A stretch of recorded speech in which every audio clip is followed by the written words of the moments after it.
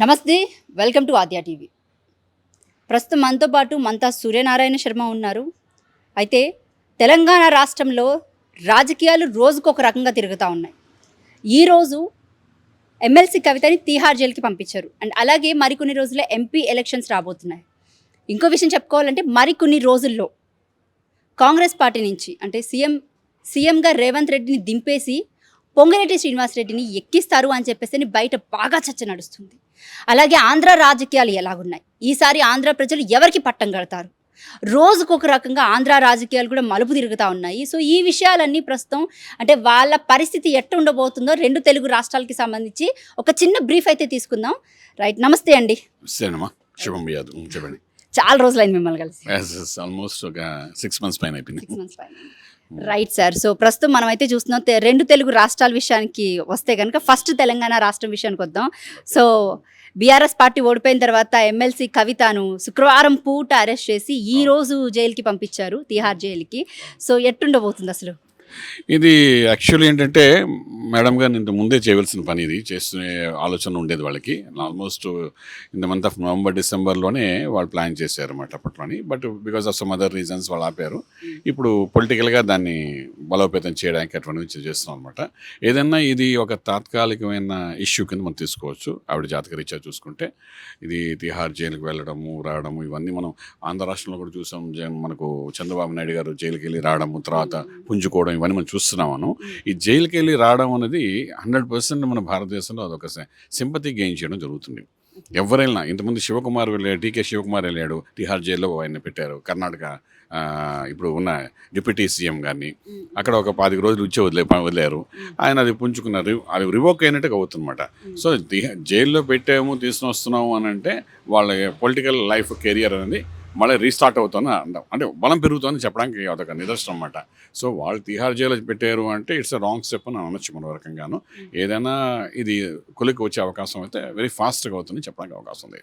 Right, అంటే ఇప్పుడు present జైలుకి తరలించారు. సో ఆవిడ ఎన్ని రోజుల్లో బయటకు వచ్చే ఛాన్సెస్ ఉంది అంటారు? ఇప్పుడు మనకు ఇది March, today is almost 26th 27th వచ్చేసేస్తుంది కాబట్టి ఇది ఏప్రిల్ 19th 20th కల్లా దాని యొక్క ఒకలికి తీసుకుని వచ్చేస్తారు. అది అంతకంటే ఎక్కువ టైం ఉంచారు వాళ్ళు. బట్ రిలీజ్ చేయడం అనేది again depends upon the other legal opinions, legal చూసారు. ఒక్కొక్కసారి లెటర్స్ వస్తే కానీ బయట పంపించారంటుంటారు. ఇలా రకరకాలుగా ఉన్నప్పటికీ కూడా 18th 19th కల్లా క్లారిటీ వచ్చేస్తుంది. దానికి మాక్సిమం 19th కల్లా క్లారిటీ వచ్చేస్తుంది. రైట్. సో రానున్న రోజుల్లో ఇంకొన్ని రోజుల్లో ఎంపీ ఎలక్షన్స్ రాబోతున్నాయి. మే 13కి అనౌన్స్ చేశారు. సో ఈసారి ఏ పార్టీకి మన దేశం అంతా పట్టం కట్టబోతుంది? కాంగ్రెస్ పార్టీకా లేకపోతే బీజేపీ పార్టీకా? బీజేపీ కాంగ్రెస్ ఉన్నదానికి కొన్ని బీజేపీ చేస్తున్న పనులు వల్ల, ఫర్ ఎగ్జాంపుల్ ఇప్పుడు ఇక్కడ ప్రతి ఇష్యూస్ నిన్న కూడా చూశారు కదా, ఒకటి అందరూ ఇచ్చే ఆల్మోస్ట్ డొనేషన్స్ వ్యవహారంలో కూడా బీజేపీకి ఎక్కువ డొనేషన్స్ ఎలక్ట్రానిక్ సిస్టమ్ ప్రకారము బ్యాంక్స్లో డిపాజిట్ అయ్యని కూడా విన్నాం మనం. సో ఈ రకంగా చూసుకుంటే ఈ ఇష్యూస్ అన్నీ బయటపడుతున్నాయి ఒక్కొక్కటిను. దీనివల్ల ఏంటి మైలేజ్ ఫర్ బీజేపీ బాగా తగ్గిపోతుంది. సో ఎన్డీఏ అందరినీ కలుపుకుంటే కానీ వాళ్ళు రాజ్యాన్ని నిలబెట్టడం కష్టం. ఇంతకుముందులాగా 300 400 అంటున్నా కానీ మోదీ గారు 400 అనేది అన్నీ కలిసినా కూడా 400 వచ్చే ఛాన్సెస్ అయితే ఎక్కడ లేదు. ఇండివిజువల్ జాతకంలో కూడా మనకి ఏంటంటే మే 1st వరకు కూడా మోదీ గారికి ఎగెనిస్ట్గానే విండ్ వెళ్తోంది. మే 1st తర్వాత ఆయనకు అనుకూలంగా జరుగుతుంది ఆయన ఇండివిజువల్ జాతకంలో కూడా. ఎందుకంటే ఆయన ప్రధానమంత్రి క్యాండిడేట్ కాబట్టి ఆయన దృష్టి పెట్టి చెప్తాం. సో ఆయన కొంచెం జాగ్రత్తగా వ్యవహరించాలి. ఇప్పుడు మీరు అన్నట్టు కొన్ని ఇష్యూస్ కావాలని క్రియేట్ చేస్తున్నారు, అంటే ఇప్పుడు బయట తీస్తున్నారు అని. దానివల్ల ఏంటంటే నెగిటివిటీ పెరగడం, అంటే ప్రజల్లో ఒక చేంజెస్ వచ్చే అవకాశం ఉంటుందన్నమాట. అది ఎన్కాష్ చేసుకోగలిగితే, కాంగ్రెస్ వాళ్ళకి ఎంకరేజ్ చేసుకోగలిగితే there will be little voting bank పెరుగుతుంది. డెఫినెట్గా ఇట్స్ టగ్ ఆఫ్ వర్క్ ఉండడానికి అవకాశం ఉంది. ఇంత ముందులో అంత ఈజీగా గవర్నమెంట్ ఫామ్ చేయడం అంటూ ఈ సంవత్సరం జరిగే అవకాశం అయితే లేదని చెప్పచ్చు.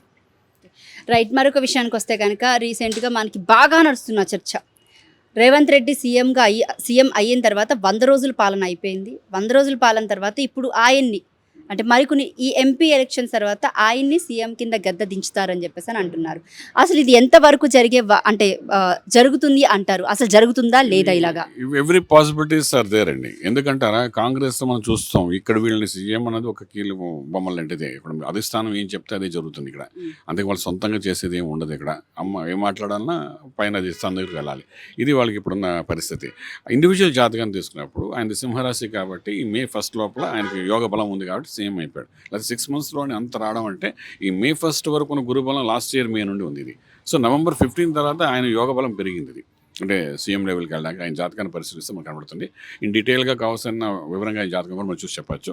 సో ఈ సింహరాశి మీద గురుబలం పెరగడము, రాహు పక్కకు జరగడం అది November 15 తర్వాత జరిగింది. సో అక్కడ November 15 నుండి ఆయన రైజింగ్ అనేది కనబడింది యాజ్ ఎ సీఎంగా. సో ఇది ఎంతకాలం అంటే మనం May 1 వరకు ఆ గురుబలం ఉంటుంది.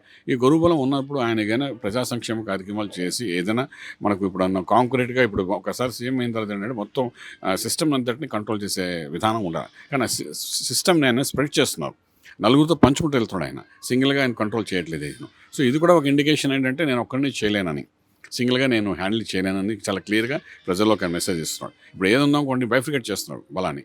సో ఇక్కడ ఏంటంటే May 1 లోపల కానీ ఆయన ఏమైనా కాంక్రీట్గా కొన్ని ఇష్యూస్ తీసుకుని it is done by Revanth Reddy గారు అనే టైప్లో ఏమైనా చేయగలిగితే, దాని బలం పెరిగితే ఓకే కొంతకాలం ముందుకెళ్ళచ్చు.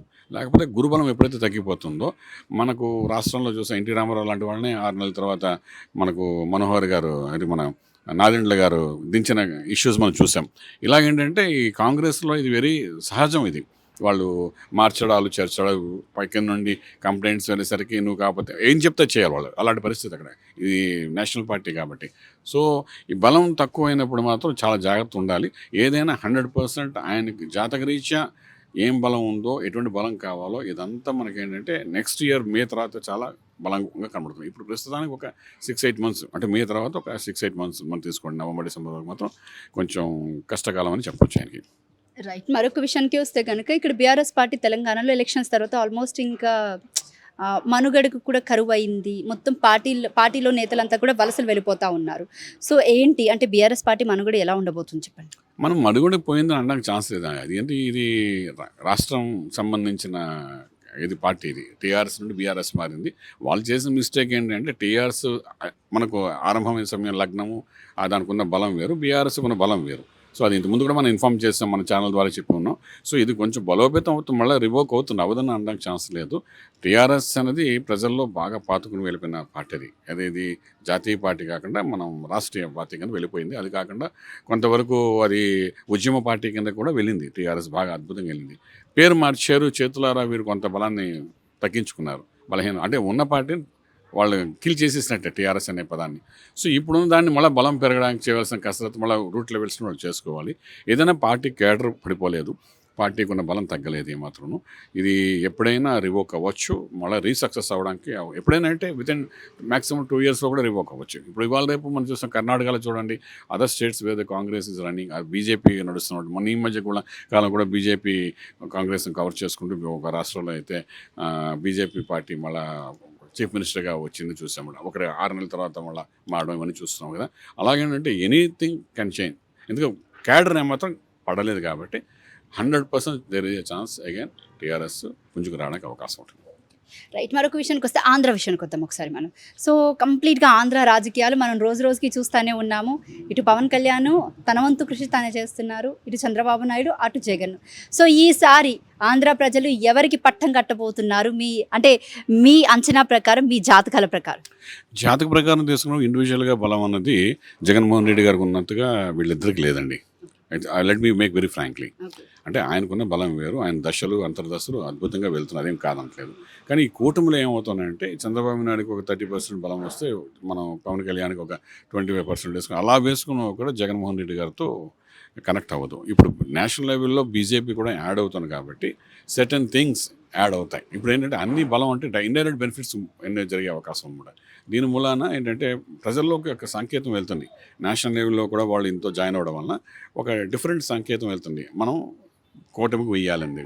అలాగే వాళ్ళు గెలవడానికి అవకాశం ఉంది. అయినా చంద్రబాబు నాయుడు గారి జీవితంలోని ఎవరో కలుపుకుంటే గెలవలేదు, ఎప్పుడు సింగిల్గా అయినప్పుడు గెలిచినట్టుగా మనకు దాఖలు లేవన్నమాట. సో ఈసారి లాస్ట్ టైం కూడా బీజేపీని వీళ్ళు కలిశారు కాబట్టి ఆయన కలవడం జరిగింది, మనకు తెలుసు. మొదట చీఫ్ మినిస్టర్ ఆఫ్ ఆంధ్రప్రదేశ్ కావడం కూడాను. సో ఈసారి కూడా ఈ కూటమికి బలం ఉంటుంది, డెఫినెట్గా విన్నింగ్ ఛాన్సెస్ సార్ లేరు.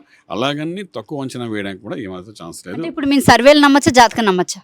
జాతక ప్రకారం అయితే కూటమి అన్న దానికి ఏంటంటే మూడింటి కలిపినా కూడా ఏంటి తగ్గాఫూరగానే గెలవడంతో జరుగుతుంది. కారణం ఏంటంటే ఇప్పుడు మనం లాస్ట్ మినిట్లో అంటే జగన్మోహన్ రెడ్డి గారి జాతకం ఎలా ఉందంటే 17 సంవత్సరాలు బుధ మహాదశ, అందులో జస్ట్ 4 years అయింది అంతే, ఇంకా 15 ఉన్నాయి. కానీ గోచారం బాగోలేదు అయింది. గోచారంకి వచ్చినప్పుడు ఆయన భాగ్యస్థానము రాజ్యస్థానంలోని రాహు ప్లస్ కుజుడు శని కాంబినేషన్స్ అన్ని బాగలేదు. మే 1 వరకు కాంబినేషన్స్ బాగలేదు. ఈ మే 1 లోపలే ఎలక్షన్స్ అవుతాయి ఫ్రాంక్లీ స్పీకింగ్. సో జూన్లో రిజల్ట్స్ వస్తాయి మనకు. జూన్ 4 కల్లా రిజల్ట్స్ వస్తుంది. వాడు చెప్పడం కూడా ఆయన అదే జూన్ 4 కల్లా రిజల్ట్స్ వస్తాయని చెప్పి. సో మే 1 లోపల ఎలక్షన్స్ అయిపోయినప్పుడు ఎలక్షన్స్ అయ్యే వరకు మే 1 వరకు మొత్తం ఈ 3 గ్రహాల కాంబినేషన్ 9th and 10th హౌస్లో 8th, 9th, 10th హౌస్లో కాంబినేషన్ ట్రాన్సిట్ లేకుండా అంత బలంగా లేదు. లేనప్పుడు ఏంటంటే దశలు బాగున్నాయి. జగన్మోహన్ రెడ్డి గారు దశలు బాగున్నాయి కాబట్టి సీఎం అయ్యారు ఆయన. తర్వాత ఈ గోచారం బాగాలేనప్పుడు దాన్ని కరెక్షన్ చేసుకోవాలి. కరెక్షన్ అంటే మన ఆధ్యాత్మికంగా యజ్ఞయాగాలు ఇవన్నీ చేద్దాం కావాల్సిన కృతజ్ఞతలు చెప్తాం. మనం కూడా చెప్తాం, చాలామంది చెప్తారు. అలా చేసి ఏమైనా మనం తెలియకుండా మనకు రహస్యంగా ఏమి చేసి బలోపేతం పెంచుకుంటే దాన్ని ఎవరేం చేయలేదు. ఏదైనా యుద్ధం ఒక వ్యక్తిని కానీ ఒక వ్యవస్థని కానీ మార్చాలి అనుకున్నప్పుడు 4 రకాల మనుషులు కలిస్తే కానీ కాదు. అభిమన్యుని చంపడానికి కూడా ఈ 6 కూర్చున్నారు. అక్కడ కూర్చుంటే కానీ మహాభారతంలో అభిమన్యుని చంపలేదు. అక్కడ అభిమన్యుడు చావకపోతే ఇంకా మిగిలిన మహాభారతం అంతా అర్జునుడు మహాభారతం అనరు, అభిమన్యుడు మహాభారతం అంటారు. సో అక్కడ అంతమంది కలిస్తే కానీ పని అవ్వలేదు. అది నిజమా అబద్ధం అంటే అందులో సత్యాన్ని ధర్మాన్ని నిలబెట్టారా అధర్మాన్ని గెలిచిందా అంటే మన సమాధానం చెప్పాలి దానికి. అలాగేంటంటే ఈ పొలిటికల్ సినారియోలని కూటములు అనేది సహజం. వీళ్ళు ముగ్గురు కలిశారు కదా, ముగ్గురు కలిసినా కూడా ఏం చేయలేకపోయారు కదా అని కాదు. ముగ్గురు కలిశారు కాబట్టి ఇందులో బీజేపీ అన్నదానికి కొంత బలం ఉంది కాబట్టి అది డెఫినెట్గా సక్సెస్ ఇవ్వడానికి అవకాశం ఉంటుందండి. మరొక విషయానికి వస్తే కనుక కాంగ్రెస్ పార్టీ కొత్త సీఎంగా నెక్స్ట్ సీఎంగా పొంగులేటి శ్రీనివాసరెడ్డి అంటున్నారు. అసలు ఇది జరిగే ఛాన్స్ ఉందంటారా? మీరు ఎలాంటి ప్రశ్న వేశారంటే కాంగ్రెస్లో చాలా సర్వసాధారణం ఇవన్నీ. అక్కడ అధిష్టానం ఏం చెప్తే అదే చేయాలి, దాన్ని ఎదిరించి ఎవరు చేయరు. అందులో రేవంత్ రెడ్డి గారికి ఉన్న అనుభవం తక్కువ కూడా కాబట్టి పొరపాటున ఏది జరిగితే ఒక చిన్న పొరపాటు జరిగిన లీగల్ ఇష్యూస్ కానీ జరిగినా ఇందాక చూడండి ఏదైనా జరగచ్చు. జరిగింది అంటే మే 1 జరిగితే ఇది 2 seconds పని, నువ్వు పక్కకు జరుపుకో ఇంకోళ్ళు వస్తారు. అలా అన్నప్పుడు రేస్లో ఉన్నది ఆయనే, పొంగులేటి రెడ్డి గారే ఉన్నారు. సో ఛాన్సెస్ ఆయన జాతకరీత్యా మనం ఇంకా వివరంగా వెళ్ళే కానీ యోగాలు అయితే ఉన్నాయి కొన్ని. అంచేతనంటే every possibilities are there Congress కాబట్టి. అదే ఒక తెలుగుదేశం అనుకోండి, ఒక టీఆర్ఎస్ అనుకోండి, మనం మాట్లాడడం. ఎందుకంటే టీఆర్ఎస్లో ఇద్దరు కనబడతారు, కేసీఆర్ గారు కేటీఆర్ కనబడతారు, ఇంకెవరు సీఎంగా మనకు కనిపించారు. ఇప్పుడు అలాగే తెలుగుదేశం తీసుకుంటే మనకు చంద్రబాబు నాయుడు కనబడతారు, మరీ గట్టిగా వెళ్తే అచ్చెన్నాయుడు గారు బుచ్చెన్నాయుడు ఎవరో అలా కనబడతారు. అంతే, అది కష్టం మీద. ఇంకా వైఎస్ఆర్సీపీ అయితే జగన్మోహన్ రెడ్డి తప్ప ఇంకెవరు కనిపించారు మనకు. సో అంచేతంటే ఇక్కడ ఏంటంటే కాంగ్రెస్ వల్ల కాదు, ప్రతి ఒక్కరికి సీఎం పదవి కావాల్సినంత బలము బ్యాకప్ ఉన్నాయి. మన రేవంత్ రెడ్డి గారు అందరికంటే చిన్నవాళ్ళు ఈ విషయంలో చూస్తే. రాజశేఖర రెడ్డి గారికి 20 సంవత్సరాల తర్వాత రాజకీయ రంగంలో ఉండిన తర్వాత ఆయన ఒక సీఎంగా ఎన్నో పోస్టులు చేసిన తర్వాత ఆయన అయ్యారు. సో ఈయనకి ఉన్న అనుభవం తక్కువ కాబట్టి ఏది పొరపాటు జరగకుండా హ్యాండిల్ చేయడం చాలా ఇంపార్టెంట్ రోల్ ప్లే చేస్తుంది. సో డెఫినెట్గా దశలు బాగాలన్నప్పుడు అనుగ్రహం అంటే గోచారం బాగాలన్నప్పుడు ఒక్కొక్కసారి బలహీన పడిపోయినప్పుడు తప్పులు జరుగుతాయి. ఆ తప్పుల్ని ఎలా ఫోకస్ చేస్తారు అని చాలా ఇంపార్టెంట్. అలాగా ఉన్నప్పుడు డెఫినెట్గా నెక్స్ట్ ఛాన్స్ ఆయనకు ఉంటుంది. రైట్. అయితే ఒక చిన్న కాంట్రవర్సీ క్వశ్చన్ అయితే అడుగుతాను. ఇప్పటి వరకు మనం మాట్లాడుకున్నదంతా వేరు. అయితే ఆస్ట్రాలజీ ప్రకారం కానీ చూసుకున్నట్లయితే కనుక ఎమ్మెల్సీ కవిత అరెస్ట్ విషయానికి వస్తే గతంలో వేణుస్వామి దాన్ని క్లెయిమ్ చేసుకున్నారు. నేను చెప్పిందే జరిగిందని చెప్పేసి అని ఏకంగా ఫేస్బుక్లో కూడా ఆయన లైవ్ ఇచ్చుకున్నాడు.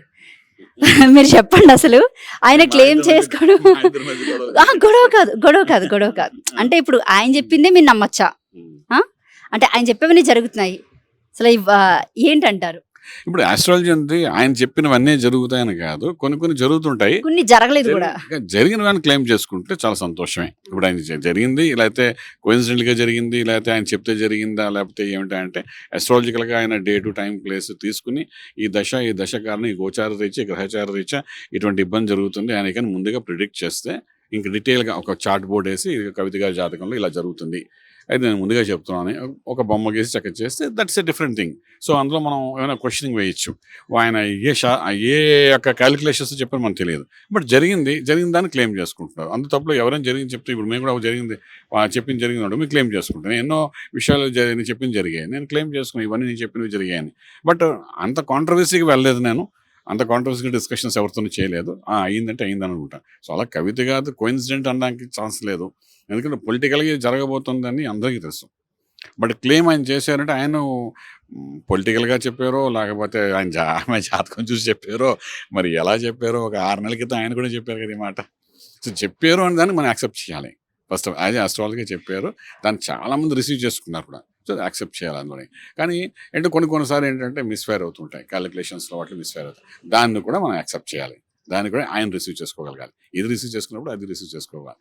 అలాంటప్పుడు ఏంటంటే డీటెయిల్ డిస్క్రిప్షన్ ఇవ్వాలి. అంటే ఏంటంటే డయాగ్నోస్ చేయాలి ప్రాపర్గా ఎందుకు ఇలా జరిగింది అనే దాని మీద క్లియర్ క్రిస్టల్గా ఈ కారణం వల్ల ఈ యొక్క అరెస్ట్ అనడానికి ఏ గ్రహాలు కారణం అవుతాయి, జైల్లో పెట్టడానికి ఏ గ్రహాలు కారణం అవుతాయి, అలాగే జైలు నుండి బయట రాలేరా, ఇవన్నీ కూడానండి అస్ట్రాలజీలో కనబడతాయండి. D1 chart, D4 chart, D6 chart, D7 chart, D5 charts రకరకాల చార్ట్స్ ఉన్నాయండి.